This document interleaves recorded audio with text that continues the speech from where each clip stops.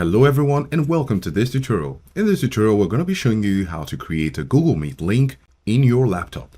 So in order to do this, you need to go to meet.google.com, and here you're going to have Google Meet, and right here in the home page you're going to go over to New Meeting.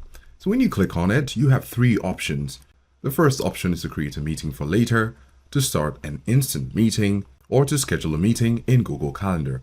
So to create a Google Meet link, you can simply click on Create a Meeting for Later. When you do this, you're going to have the link for your meeting for later. Of course, you can simply click on it to copy the link, and you can see here meeting link copied at the bottom left.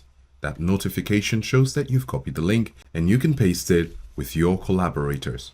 Alternatively, if you're already in a meeting, you can also copy the meeting link. So we're going to start a meeting and start an instant meeting. So if you're in a meeting already and you want to get a meeting link, you can go over to the info icon here with the eye and click on it. And then you have joining info. Here's the link, and you can simply click on copy joining info.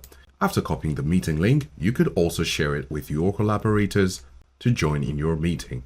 So these are two ways to create a Google Meet link in your laptop.